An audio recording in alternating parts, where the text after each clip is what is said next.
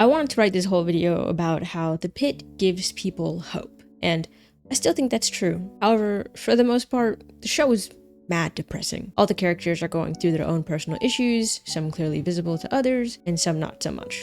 Not to mention the fact that the show is taking place at a trauma hospital, so that adds to that as well. It seems the show's main drive is not only showing us the realistic day in the life of hospital workers, which is stating the obvious.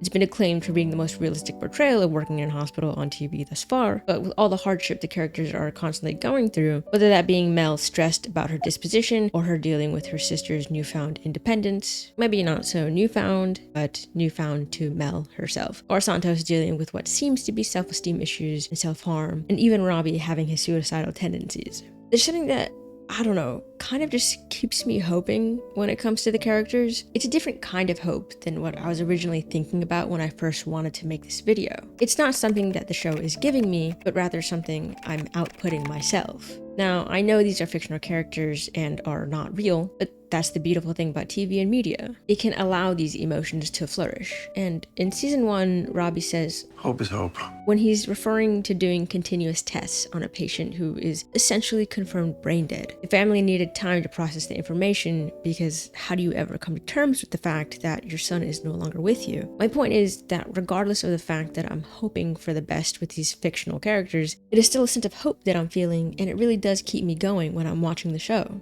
Honestly, I don't think I would be able to make it through the show if it was solely about procedures and the real portrayal of a day at the hospital. Not because it's not interesting, but because I think it would just be so depressing. And I think it would ultimately be too much if the characters didn't have their own storylines mixed into it. Now, their storylines don't necessarily take up much of the episodes.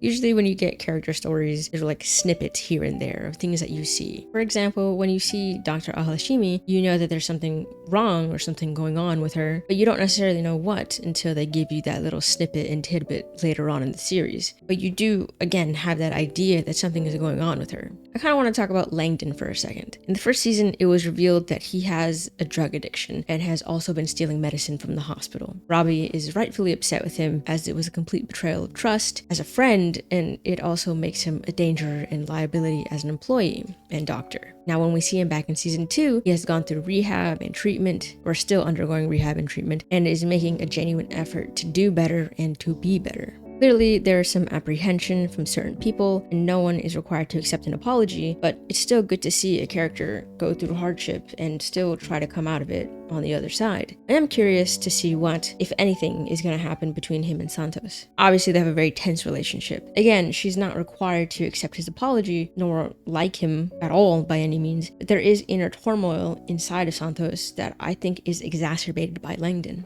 If there's one character I wish we got to see more of a conclusion to, because it is unfortunately going to be her last season, it would be Dr. Mohan. I know the show is supposed to be realistic, that's what I've been saying this entire time. It's a teaching hospital where people move on when their time is done. And she's obviously in her last stage of residency there, and she was getting ready to move on to her next steps, which was basically what her entire season was about. But I really liked her character and would have loved to have a more satisfactory conclusion. Now, I know it's realistic, not everyone has a satisfactory conclusion. We don't always go through life knowing what we're gonna do next, but I liked her. It's obviously more of a personal and biased note. I'm sure there are plenty of people who can relate to her struggle and know exactly what she was going through or was feeling, so there is definitely still value in her story there. I think I might have gotten a little bit sidetracked from my main point, or not really, I don't know. This was more of a way for me to just talk about the show. I do still think it keeps me hopeful throughout my time watching though. Without the bits and pieces in there, I think it'd be quite difficult, because as interesting as it is to see, again, a realistic portrayal of a day as a doctor, I know I've been pretty much saying the same thing the whole time. Every time I watch just one episode, I feel like I finished a whole shift myself and I need to clock out. I throughout all of this, I can't believe I forgot to mention the GOAT.